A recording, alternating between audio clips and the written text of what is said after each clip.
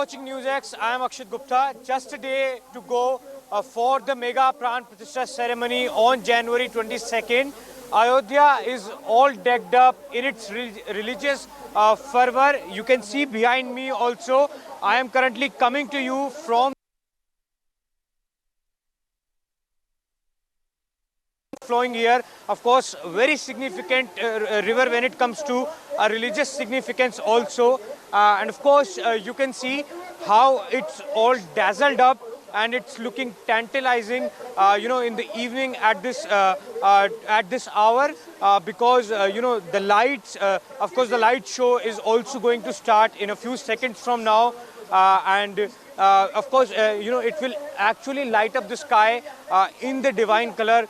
Because people of Ayodhya, and not only people of Ayodhya, but all over the globe are very excited, very enthusiastic that now it's just a day to go for the mega Ram temple inauguration and mega Pran Pratishtha ceremony which is going to take place. Also security has been beefed up here in Ayodhya ahead of the mega ceremony which is going to take place. Of course, you can see how the water is flowing and it all looks so surreal, so serene because Ayodhya has gone under a total makeover, under a total overhaul as the Pran Pratishtha ceremony is nearing. Well, I have with me some of the guests joining here live, from Ram Ki Paidi, and will be discussing with me what's the significance of the Pran Pratishtha ceremony and how they feel because it's a dream come true for many people. Swami ji, सबसे पहला सवाल आपसे पूछते हुए, प्राण प्रतिष्ठा ceremony में बस अब एक दिन बाकी रह गया है, तो कैसा लग रहा है? अब वो दिन बाकी रह गया है तो एक दिन एक वर्ष के जैसा लग रहा है। लग रहा है कि बहुत जल्द ही उसको आना, एक वर्ष के समान हो बीत रहा है, उसको जल्द आना चाहिए। एक दिन एक वर्ष के समान लग रहा है, तो बहुत ज्यादा उत्सुकता हो रही होगी। मुझे नहीं, संपूर्ण विश्व को इतनी उत्सुकता है कि आप यहाँ राम की पैड़ी की माहौल देखिए। इतने यहाँ आने के लिए रोडवेज बंद कर दिया गया है, ट्रेनें बंद कर दी गई है, कोई आने की व्यवस्था नहीं है, फिर भी इतनी जनसमूह अभी भी इस ठंडी में अपार जनसमूह है। तो इसका मतलब है कि हमें ही नहीं, संपूर्ण विश्व की इसकी इंतजार थी और उत्सुकता में पूरा विश्व है। So of course, you heard Swamiji saying that now a one day is also seeming like a whole year because everyone is quite upbeat that the mega Pran Pratishtha ceremony is going to take place. I will also come to you. तो सबसे पहले आप आए हैं इस भव्य नगरी में, राम को कैसे नमन करेंगे? राम को दिन रात नमन कर रहे हैं और अयोध्या में जब से आए हैं ऐसा लग रहा है कि दुनिया का पूरा जो खुशी है, जो जन्नत, वो सब अयोध्या में है। और अयोध्या से पूरा मैसेज सिर्फ इंडिया ही नहीं, पूरे वर्ल्ड में, पूरे दुनिया में जा रहा है। और सर चलिए लेट ना करते हुए, आपने हमें याद किया है तो मैं एक गाने के लिए आप बहुत फेमस है, सुना दीजिए कुछ। जी बिल्कुल, मैं आपको सुनाना चाहता हूँ। मेरा एक गीत यहाँ काफ़ी पसंद किया जा रहा है अयोध्या में, काफ़ी लोगों ने प्यार दिया है ये कथा सनातन मर्यादा संग्राम की, है ये कथा सनातन धर्म के उत्थान की, ये गाथा है राम मंदिर के निर्माण की, ये गाथा है राम मंदिर के निर्माण की। सोने की चिड़िया भारत को बैरी बनाया था गुलाम, तंबू में रहने को विवश थे भारत के राजा श्री राम। युग बदला साधु संतों ने चलो अयोध्या किया ऐलान, गांव गांव से कार्य सेवा में निकले युवा बन के हनुमान। भव्य मंदिर बन गया, मान बढ़ी है हिंदुस्तान की, ये गाथा है राम मंदिर के निर्माण की। और जब मंदिर बन गई है तो भक्त लोग सब क्या कर रहे हैं, जो देखिए ये सिर्फ गाना नहीं है, ये इतिहास भी हम इस गाने में बोल रहे हैं, भाव भी है। मैं बताना चाहता हूँ दर्शक को, मैं लोक गायक मिथुन महुआ और इस गीत को आप सुन रहे हैं, ये मेरे पिता विनोद प्रसाद गुप्ता जी ने लिखा है। एक गीत और है इसमें, लो बन चुकी जन्मभूमि पर मंदिर श्री राम लल्ला की, अरे अयोध्या तो एक झांकी है, बारी है अब मथुरा की। इशारों में आप समझ जाइए। ऐ दुनिया वालों सुनो, हर वो कलंक मिटाएंगे, जय श्री राम। सौगंध राम की खाए थे, देखो मंदिर वहीं बनाए हैं, सौगंध कृष्ण की खाते हैं, मथुरा में भी डंका बजाएंगे। ये भाई जी भी अपने बात को रखना चाहते हैं, आप बताइए अपना। आपको कैसा लग रहा है अभी 22 जनवरी को जो है प्राण प्रतिष्ठा होने वाली है? जी अब क्या मैं बताऊं, लग रहा है कि जन्नत में हूं। पूरा अयोध्या मानिए तो एक तरह से लॉकडाउन है, लेकिन फिर भी भक्त लोग का इतना उत्साह है कि वो लोग पहुंच जा रहे हैं, और कुछ लोग रुष्ट भी हैं। तो उन रुष्ट लोगों को मैं यही कहना चाहता हूं,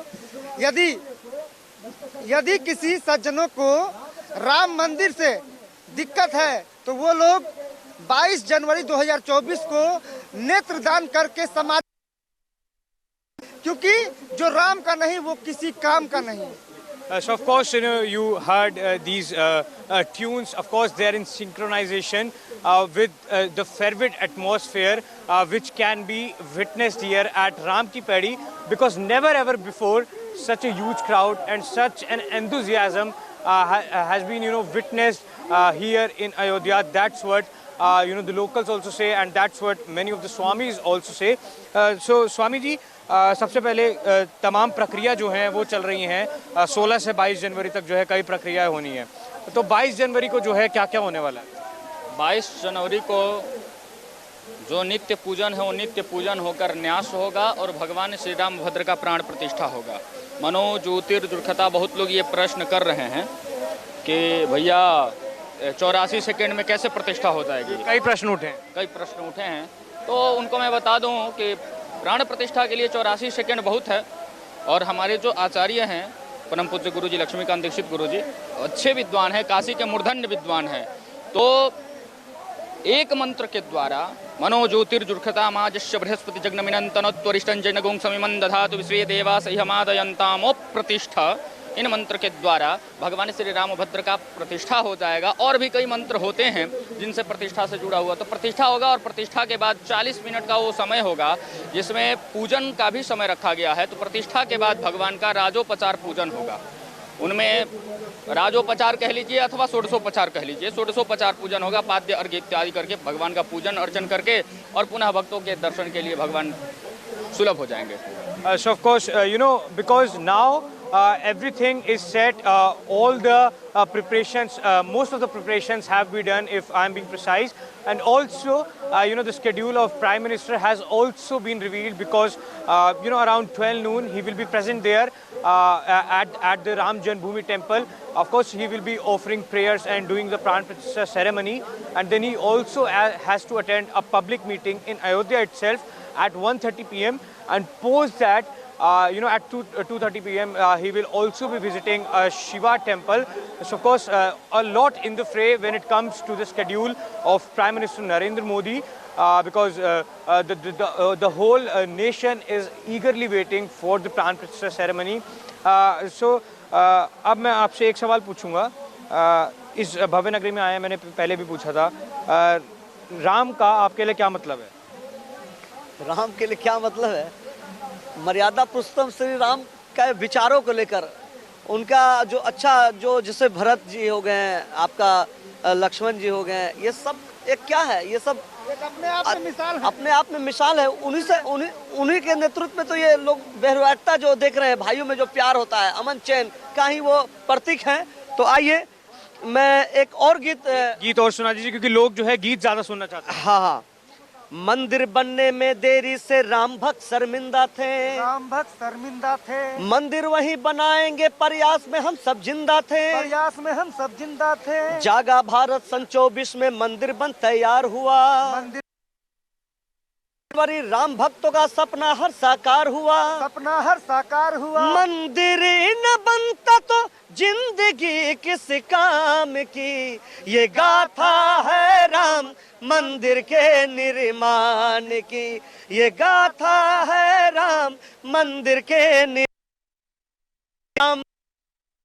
दीवाने हो गए, ओ राम तेरे नाम के दीवाने हो गए, दीवाने मस्ताने हो गए, दीवाने हो गए, मस्ताने हो गए, ओ राम तेरे नाम के दीवाने हो गए, ओ राम तेरे नाम के दीवाने हो गए, चरणों में तेरे ही ठिकाने हो गए, चरणों में तेरे ही ठिकाने हो गए, ओ राम तेरे नाम के दीवाने हो गए, ओ राम तेरे नाम के दीवाने हो गए। संतों और कोठारी बंधु संग में कई ने प्राण दिए, टीट पे राम लिखा, पत्थर में राम परमान दिए, भव्य मंदिर बन गया, मान बढ़ी है हिंदुस्तान की, ये गाथा है राम मंदिर के निर्माण। सभी लोग साथ में ताली बजाकर, ये गाथा है राम मंदिर के निर्माण की, ये गाथा है राम मंदिर के निर्माण की। जय श्री राम। मिथुन महुआ। So of course, you can see how they are chanting slogans and also the fervent atmosphere which has gripped the whole nation because they are really upbeat that the mega inauguration ceremony and the Pran Pratishtha is going to take place on 22nd January. Well, I have also with me one more special guest, Swami Sri Chaitanya Anand Maharaj Ji, and he has Mumbai University and also from IIT, and he has done his research on philosophy of mind and even on consciousness. So Swamiji, my first question to you, what does Ram mean to you? Ram means the soul, not of, if you imagine the entire Bharat as the body, and if you imagine the heart is Sita, the energy is Hanuman, and Ram is the Atma, the consciousness of this entire Bharat, not only Bharat, this entire universe. Explained it so well. My next question is, very quickly, many questions have been raised that idol of Ram should not be in a 5-year-old form. So what is the significance of that idol? See, they wanted the Ram idol to be a small baby, but I'm telling you, the current idol is often of a teenage, a brave Kishore Shri Rama, and they wanted a Ram like a Chalakata, Thumakata, Chale Shri Ram. No, we want the Ram who represents the bravery, the courage, the strength, and the vigor. So Ram is having Dhanusha Bhan and the arrow, the bow and the arrow. So Ram is representing not only strength and courage and valor, but he's the fierce force where even the demons like Rakshasas, Ravana, Tadaka, even they fear with this beautiful form. But there is also a beautiful smile on his face. He's so beautiful, like he wins the heart. He wins the heart of all Bharatiyas. But whereas he is also fearsome for those Dushta, Asuri Shakti, which are troublesome for this entire Bharat. So, this Murti is the perfect Murti. Those whoever has made, great grand salutes. He should get Bharat Ratna for, designing such a beautiful Vigraha. If you see the Vigraha, I've seen the Vigraha. If you see the Vigraha from multiple angles, you will see there is a beautiful young boy. If you see from the different angle, you will see a young man. If you see from a different angle, you will see a tapasvi yogi. You will see him from a different angle, you will see the Vigraha is smiling. And if you see from a different angle, the Vigraha is fearsome. So you see different angles of the Vigraha. There are different rasas in the Vigraha. What kind of a scientific significance is there? There is lot of religious significance, lot of spiritual significance, and you will go in trance the moment you see his eyes. You will go in the trance. So of course, you have explained the religious significance of the idol of Ramlala, and but we are also learning that it also has religious symbols like chakra, like Nayan, Kamal, and even Gada. So of course, many of the religious symbols are also associated with it. मैं आपसे पूछूंगा प्राण प्रतिष्ठा ceremony जो है जो प्रक्रिया है तमाम प्रक्रिया होने ही वाली हैं अब तो कहीं ना कहीं जब हम बात करते हैं इसके महत्व की तो जब हम आगे इतिहास उठा के देखेंगे तो कितना महत्व होगा इसका इतिहास में? सबसे बड़ा इतिहास है ये, इससे बड़ा कोई इतिहास ही नहीं होगा अभी आधुनिक इतिहास। लेकिन ये जो काव्य है वाल्मीकि जी ने जो काव्य लिखा है इसको आदि काव्य के नाम से जाना गया, इससे बड़ा इतिहास हो ही नहीं सकता है। सर्वप्रथम इतिहास क्या है? हमारा वाल्मीकि रामायण है, और उस इतिहास को देखते हुए इस इतिहास का वर्णन किया ही नहीं जा सकता। विश्व का सबसे बड़ा इतिहास श्री राम है और श्री राम मंदिर है। Of course, you heard that there is a lot of significance associated with it. Swami, one more question. When we look at the architecture also, then many say it's an architectural marvel. So what do you have to say? See, I will tell you one of the greatest architectural marvel of India, which is still sustaining, it is in Telangana, our Ramappa temple. I'll tell you the secret, much people would be knowing. Bhumi Mandir is based on our Telangana model of Ramappa Mandir. The engineering genius which is been decided is from the Ramappa is called as sandbox engineering. Okay, our UP Himachal is an earthquake prone zone. So anytime, every day we see a magnitude which is very fine, but in Telangana there are various different earthquakes which happened, but the Ramappa temple has not even disturbed an inch. Only one slab flooring has come up 2 feet high. So the mandir is still existing from last many thousands of years. And there are many scientists and engineers who wanted the foundation to be made from cement. But we have objected and we said, no, the architecture should happen as per the Sthapatya Shastra, as per the Purana Vastu Shastra. So no rods, no steel has been used. It is made exactly like the ancient engineering science. That's quite unique. And the sand, which is there 200 feet down, even if the earthquakes happen, it is not going to affect this temple for many thousands and lakhs of years. That is the marvel of this sandbox engineering. And if you see the architectural science, the carvings, the architectures, it represents exactly like the ancient methodologies are being used in this temple today. Yes, of course, because no iron steel used in the construction of the temple, and many call it, the architectural marvel, and it's also not, going to go away anywhere for the thousands of years. That's what we are learning. I will.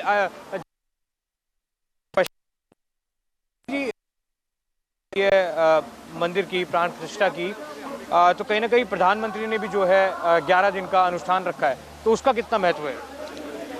देखिए, ये यज्ञ है, यज्ञो वै श्रेष्ठतमम कर्म। यज्ञ से बड़ा इस संसार में कोई कर्म नहीं है, और उस यज्ञ कर्म को करने के लिए विधि विधान बताए गए हैं। तो जाने अनजाने में हमसे यदि हमारे सनातन धर्म में ये बताया गया कि एक चींटी की प्राण की उतना ही महत्व है जितनी कि एक मनुष्य की प्राण की महत्व है, तो एक चींटी भी धंग गया तो आप में महापाप लग गया। तो जाने अनजाने में हमसे और हमारे लोगों से कई प्रकार की गलतियां होती रहती है, इसलिए प्रायश्चित किया जाता है, गोदान प्रायश्चित किया जाता है। इससे हमारे सारे पाप कर्म जो हैं वो समाप्त हो जाते हैं, अनजान में किया गया पाप कर्म। और उसके बाद हम किसी भी यज्ञ के लिए, अनुष्ठान के लिए तैयार हो जाते हैं। तो कहीं ना कहीं हमारे देश के यशस्वी प्रधानमंत्री जी जो हैं 11 दिवस का अनुष्ठान इसीलिए किया है कि उनकी 75 वर्ष की उनकी भी आयु लगभग होने जा रही है। तो जाने अनजाने में इस संसार में कभी कुछ ऐसा घटना सबके साथ होता रहता है, मनुष्य मात्र के साथ। तो इसलिए उन्होंने अपना अनुष्ठान प्रारंभ कर रखा है कि कुछ लोग जो विरोध कर रहे हैं वो ये न कह पाए कि जो मुख्य यजमान है वो तो प्रायश्चित किया तब जाके प्राण प्रतिष्ठा उत्सव में शामिल है, और मोदी जी आगे कैसे प्राण प्रतिष्ठा में शामिल हो जाएंगे। तो उनके लिए भी शास्त्रों में जो बताए गए मार्गदर्शन हैं उसके अनुरूप मोदी जी ने 11 दिन का अनुष्ठान करके वो आएंगे, और अनुष्ठान उनका नासिक से प्रारंभ हो चुका है, और उस अनुष्ठान की पूर्णाहुति वो 22 तारीख को करेंगे, जिस दिन हमारा इस सीताराम महायज्ञ का पूर्णाहुति होगा, और प्राण प्रतिष्ठा वो करेंगे। तो ये बहुत दिव्य अनुभव है। So of course, there is a lot of significance attached to what currently doing, because it's said that it's really important to purify soul, and for that very reason, the sanctum sanctorum of the Ram temple has also been purified with the water of Saryu. I will take one more question, Swami ji. I will add something on this, which is very important. जो बहुत लोगों को ये पता नहीं है, प्रभु श्री रामचंद्र की जो जन्म राशि, जन्म कुंडली अगर हम देखेंगे तो उनका जो जन्म है वो पुनर्नसु नक्षत्र पे हुआ है, और कर्क राशि, चंद्र कर्क राशि पे हुआ है। तो जो प्राण प्रतिष्ठा का जो मूल कार्यक्रम है वो 16 तारीख से स्टार्ट हुआ है, बहुत लोगों को ये पता नहीं है। 16 तारीख का अगर हम पंचांग देखेंगे उस दिन पुनर्वसु नक्षत्र है, और कर्क राशि उस समय लगी, उस समय प्राण प्रतिष्ठा का कार्यक्रम शुरू हुआ है। 22 तारीख को प्रतिष्ठा होनी है विग्रहों की। So what I'm trying to say, many people who are objecting this entire program, people do not know that it is happening exactly on that day. As per the constellationary positions, Shri Ramachandra was born on Punarvasu Nakshatra on Karka Rashi. So exactly the program started on 16th on the same Nakshatra. Our beloved, dearest, respected Prime Minister started his sadhana exactly 4 days before this. So he had been sleeping on the mat on the floor even in this cold season. People who are objecting this are shameless, third-class people. I mean, not even, they're the worst people, worse than the Ravana. For more such videos, subscribe to the NewsX YouTube channel, hit the bell icon.